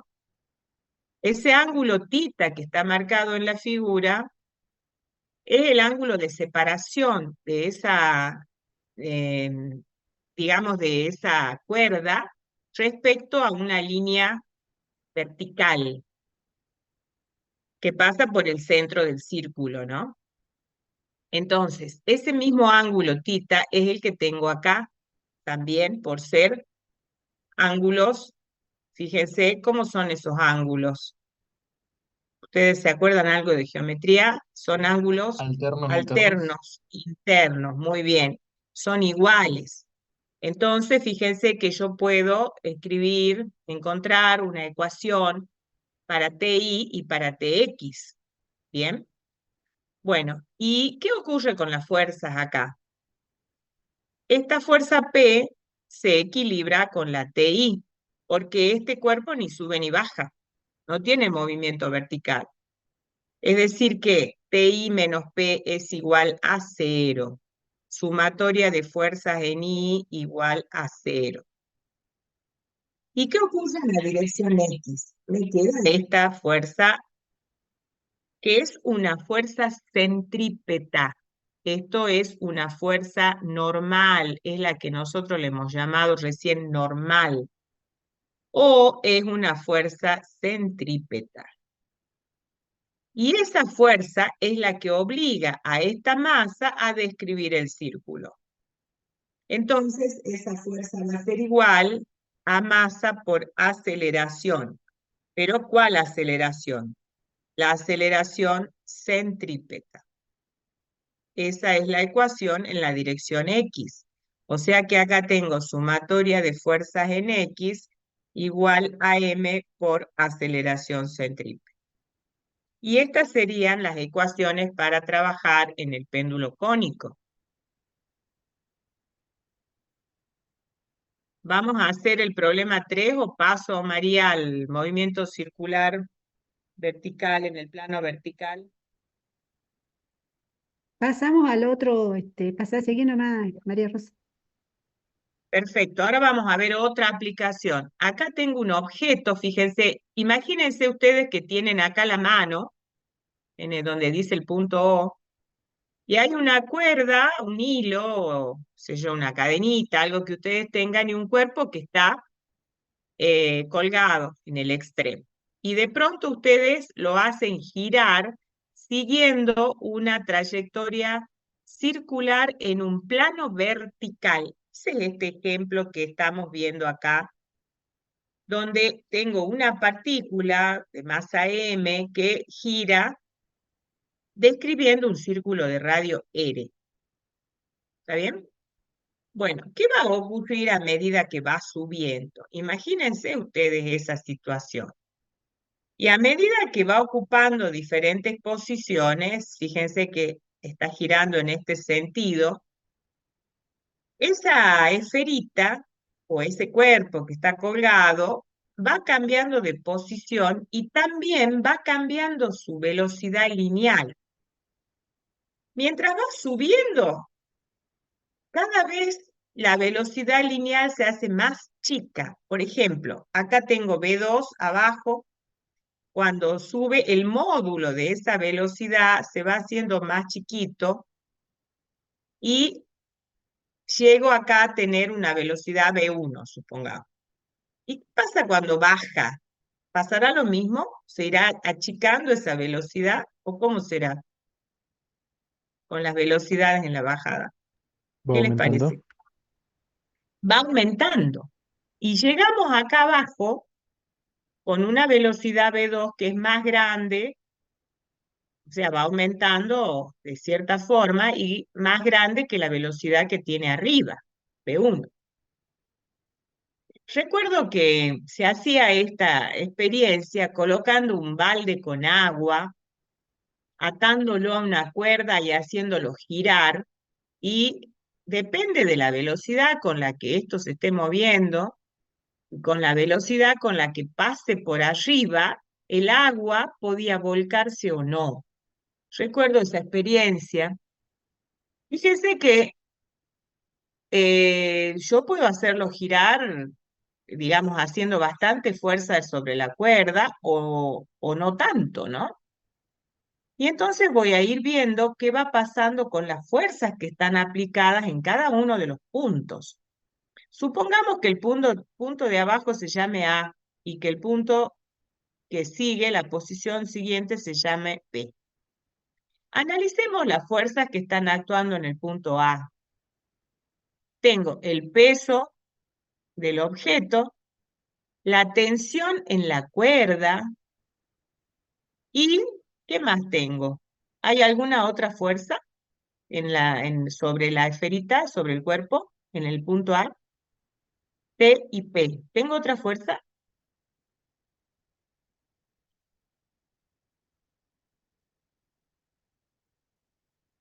Hola. La velocidad 2. No es una fuerza la velocidad. Yo digo fuerza. La fuerza Tengo T, el peso y la tensión. En el punto A tengo el peso y la tensión. ¿Hay otra fuerza aplicada? No, son las no. únicas dos fuerzas, T y P. Pero fíjense que se está moviendo la esferita con el cuerpo con una velocidad V2, ¿no? Veamos en el punto B. ¿Qué fuerzas tengo aplicadas en el punto B? El peso y la tensión. ¿Está bien? Ahora, si yo descompongo el peso, ustedes se van a dar cuenta de lo siguiente. Hay una componente, la P coseno, que tiene la misma dirección de la tensión. Pero hay otra componente que es P por seno, que es tangente a la trayectoria en el punto P, en el punto B, y trata de hacerla descender a la esferita. ¿Está bien? Se opone a su movimiento. Ahora, acá está bien correctamente dibujada la T con P coseno. No sé si se dan cuenta ustedes que la fuerza amarilla es más grande que la componente azul, que la P coseno, ¿no? ¿Eso está bien? Que la tensión T sea más grande que la componente esta P coseno de tita. ¿Estará bien? ¿O Sí, tendrán que ser iguales?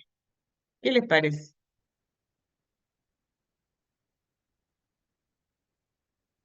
No no, sabemos todavía. Bueno.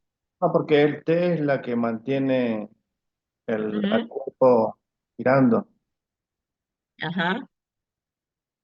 Además, les cuento que T tiene que ser mayor que P por coseno, porque tiene que haber una fuerza resultante centrípeta en esa dirección. ¿Por qué? Porque cuando hay una fuerza, acuérdense, centrípeta, hay una aceleración centrípeta. Y es necesario que haya una aceleración centrípeta porque el cuerpo se está moviendo en una trayectoria circular. Siempre que el cuerpo tenga una trayectoria circular, tiene que haber una fuerza centrípeta y una aceleración centrípeta. ¿Y de dónde sale esa fuerza centrípeta? Y sale de sacar la resultante entre T y P coseno de tita. Tiene que existir una fuerza hacia el centro del círculo. Bueno, veamos acá en el punto C. Ahí tengo el peso y la tensión. Siempre tengo el peso y la tensión. Nada más que tienen diferentes, según el punto que yo esté considerando, ustedes ven que a veces forman diferentes ángulos el peso con la tensión. En el punto C, el peso es vertical y la tensión es horizontal y forman 90 grados. ¿Está bien? Bueno, Y acá sigue teniendo velocidad C, sigue subiendo. ¿Qué pasa en el punto D? También tengo el peso y también tengo la tensión. Bueno, ¿qué pasa en el punto de arriba? Este es el punto E. Tengo el peso hacia abajo y también tengo la tensión del cable hacia abajo. ¿Y por qué no se cae la esferita, el cuerpo? ¿Por qué no cae en caída libre?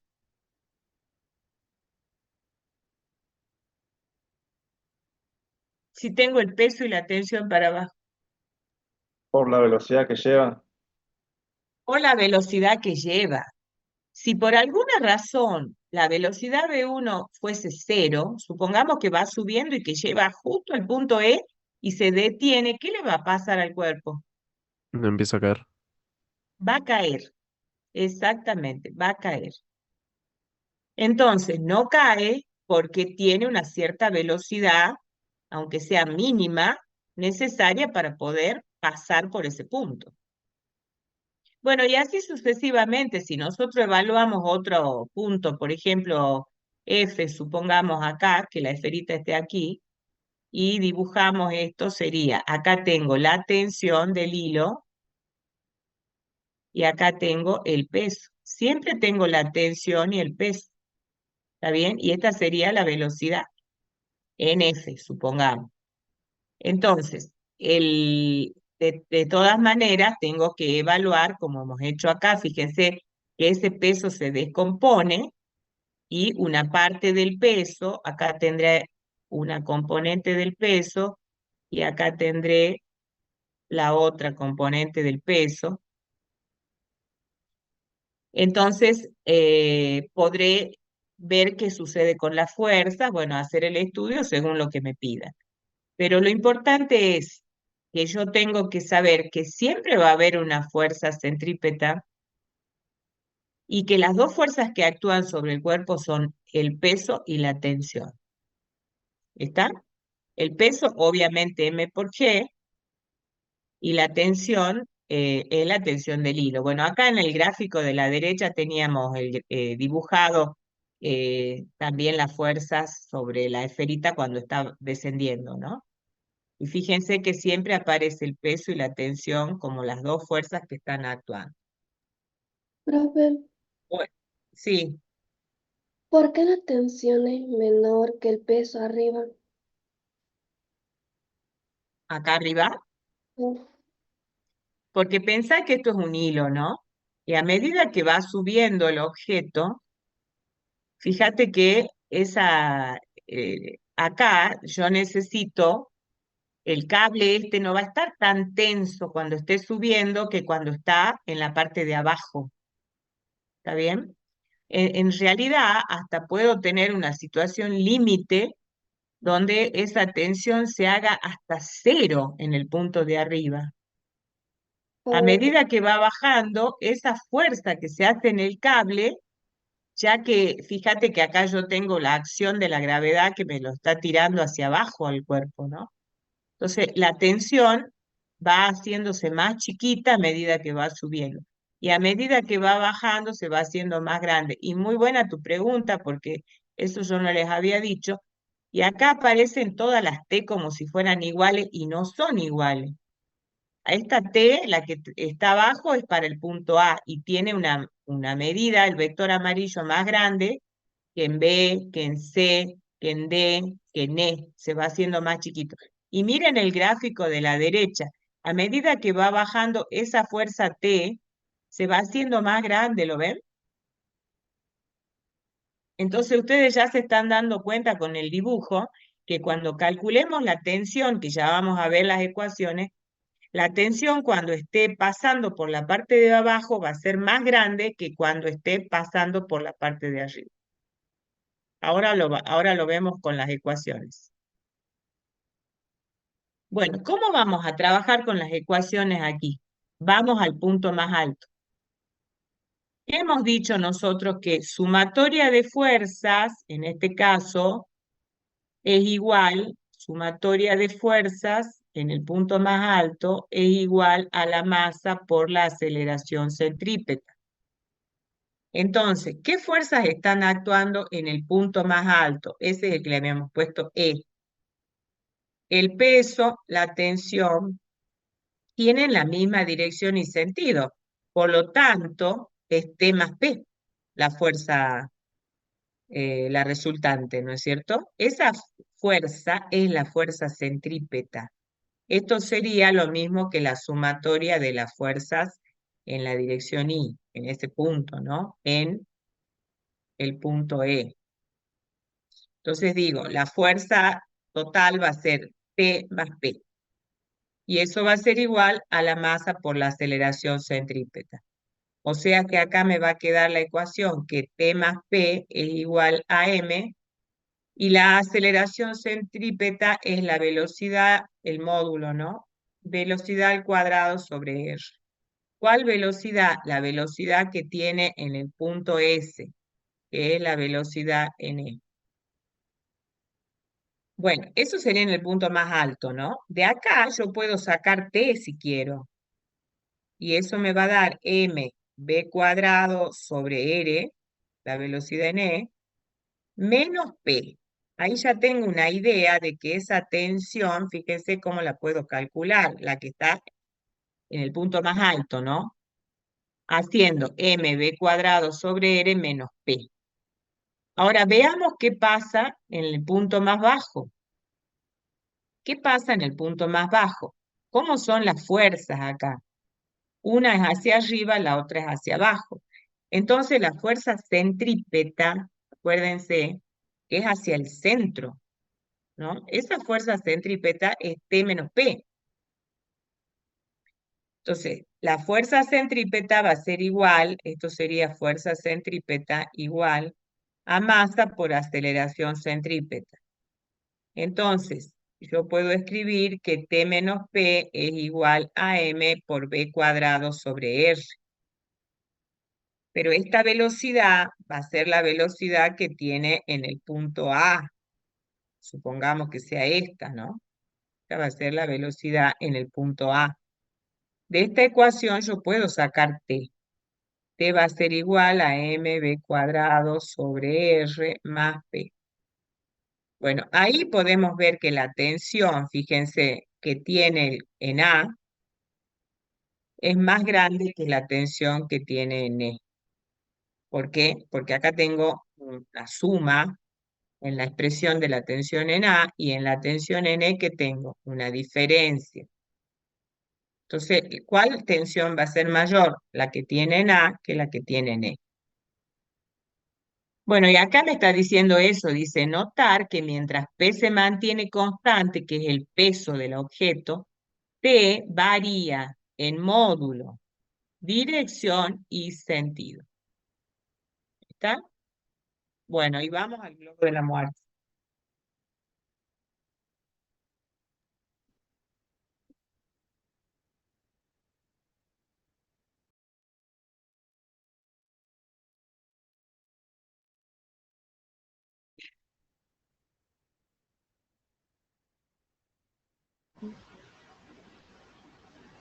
Ahora sí. ¿Ahí se ve el ejercicio, chicos?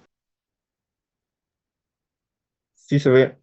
Bueno, se llama el globo de la muerte y el ejercicio es el número 4.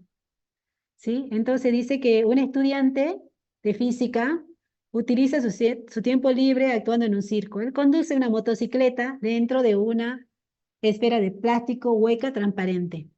Una vez que adquiere suficiente rapidez, describe un círculo vertical de radio 13 metros.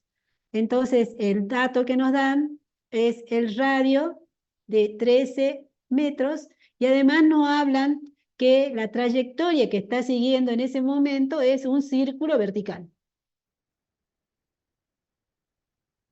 Entonces ahí dibujamos un círculo. Ustedes saben cómo es lo de la moto, ¿no? El de la moto que va haciendo acá, sube así, sube, va haciendo este dibujo hasta que va alcanzando velocidad y logra recién hacer su trayectoria vertical, ¿sí? Entonces va haciendo, cambiando la rapidez, aumentando la rapidez hasta que logra llegar a ese círculo vertical, ¿sí? Entonces el estudiante tiene una masa, ahí nos dice que tiene una masa de 70, entonces la masa del estudiante es de 70 kilogramos. Y la masa de la moto, ¿sí? Menor masa tiene la moto, es de 40 kilogramos. Nos preguntan, ¿qué rapidez mínima debe tener en el punto más alto del círculo para no perder el contacto con la esfera? Entonces nos están preguntando cuál es la rapidez mínima. Entonces la velocidad mínima. ¿Dónde? Y dice en el punto más alto. Eso es lo que nos está preguntando y estos son los datos que nosotros tenemos. ¿Sí? Entonces, ¿qué decimos nosotros? Que tenemos una moto en determinado momento, el estudiante está acá, ¿sí? En otro momento, el estudiante y la moto está por acá, en otro momento estará por acá, y entonces va describiendo esta trayectoria circular, vertical, ¿sí? Se ve, entonces va ocupando distintas posiciones, pero siempre el movimiento lo realiza el estudiante con su moto. Entonces, nosotros cuando analicemos, vamos a considerar otra vez que la moto y el estudiante es una sola partícula, ¿sí? Entonces, bueno, ¿qué nos piden en el punto más alto? Nos piden la velocidad mínima. Entonces vamos a ponerle nombre a los puntos, ¿sí? Por ejemplo, vamos a poner que en un momento está acá, punto A, punto B, punto C, punto D, por decir así, empezamos de A, vamos de A, B, C y D. Entonces nosotros tenemos que analizar en qué punto, chicos, en el punto más alto. ¿Cómo se llama nuestro punto más alto? En el punto C. En C, porque ese C va a ser para nosotros el punto más alto. Y entonces ahí vamos a ver sobre ese punto qué fuerzas actúan cuando la moto y el estudiante están ahí. ¿Qué fuerzas actúan? El peso. El peso, que va a ser vertical y hacia abajo. Acá está. Ahí creo que se ve. Bueno, ahí está. ¿Sí? Ese sería el peso. Y también actúa, recuerden que la moto se está apoyando ahí, ¿sí? Dentro del globo, y entonces, ¿qué otra fuerza va a actuar? La normal. ¿Hacia dónde iría la normal en este caso? También hacia el centro de la esfera. Como es una superficie de apoyo, la moto está hacia adentro, entonces la normal, ¿estaría bien que la dibuje así como la dibujé?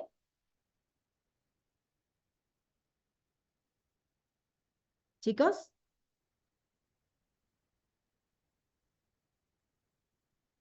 ¿Estaría Sí, bien así?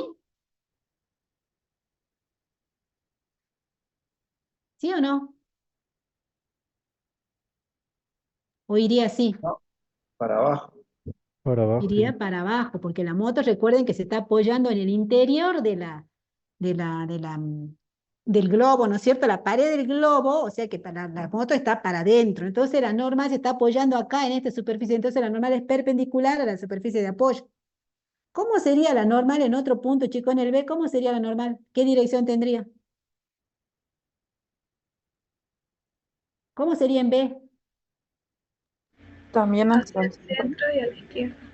Horizontal y así, ¿verdad? Hacia el centro. ¿Cómo sería en D? También así. ¿Cómo sería en A? Perpendicular a la superficie de apoyo. Todo esto que estoy graficando es teóricamente la normal, porque está en rojo. ¿Se ve? La normal dijimos, ¿va a ser igual o no? La normal.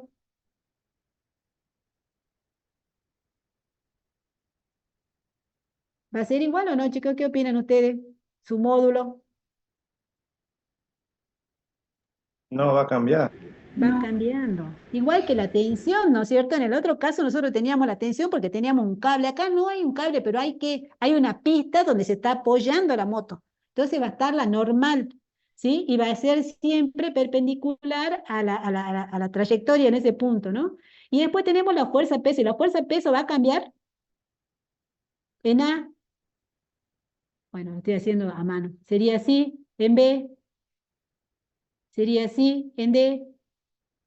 Siempre sería vertical y hacia abajo, ¿sí? El peso del estudiante y de la moto, ¿sí? Entonces, el peso, fíjense que el peso siempre es vertical y hacia abajo y siempre tiene el mismo módulo, no cambia. Porque estamos hablando que el peso, recuerden que el peso tenemos una ecuación para el peso, ¿no, chicos? El peso aquí es igual. Tenemos una ecuación para calcular y va a ser A igual la masa por la gravedad. masa por la gravedad. Esta es la masa total del estudiante y de la moto, ¿sí? Entonces acá tenemos, y ese peso va a ser el mismo en todos los puntos, va a ser vertical y hacia abajo, va a tener un mismo módulo. Bueno, entonces ahora si me piden la velocidad en C, entonces yo digo, bueno, acá va a haber un vector que va a ser la velocidad, entonces acá voy a tener una velocidad, ¿no es cierto? Acá voy a tener una velocidad en C,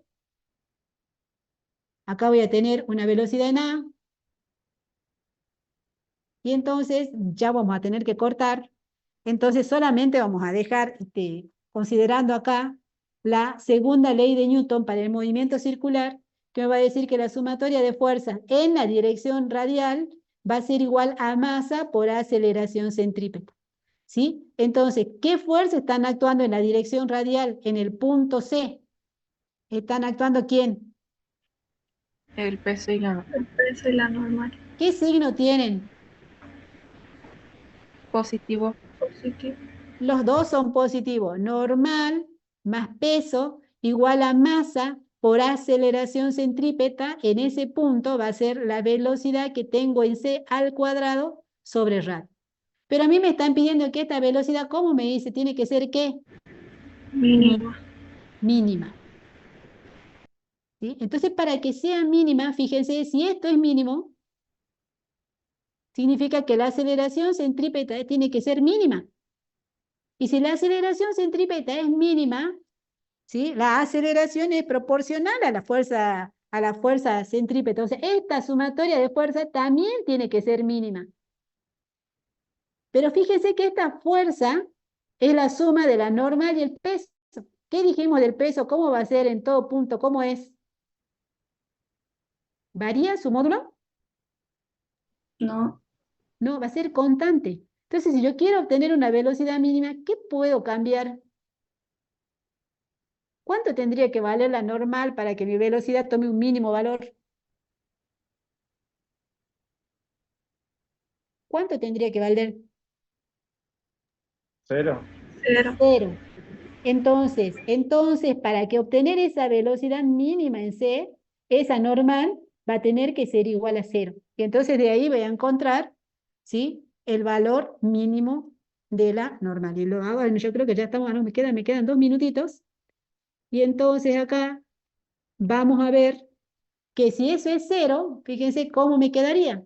Si esto es igual a 0, acá me queda, esta es la masa total, porque siempre estamos hablando del estudiante y la moto, por G igual a la masa total por la velocidad en C, pero esta velocidad mínima, ¿sí?, sobre el radio. Entonces fíjense que acá esta masa se va. Despejo entonces esta velocidad y la velocidad en C mínima va a ser igual a la gravedad por el radio raíz cuadrada. Reemplazo los valores y voy a obtener el valor de la velocidad mínima en el punto más alto que nosotros le hemos llamado C. Para mañana, para ustedes, queda hacer la parte B, porque esto tiene una parte B. Esto es la parte A. Entonces mañana, cuando entremos a clase, alguien nos va a explicar o nos va a ayudar a hacer la parte B de este problema. ¿Les parece, chicos? Bueno, hasta ahí nomás, María Rosa. Bueno, perfecto. Seguimos mañana y vamos a hacer lo de Peralte mañana antes de que empiecen a resolver los problemas. Recording stopped. Bueno, hasta mañana, chicos. Una Nos pregunta, vemos. disculpe, Chao, profe. María, Andrea.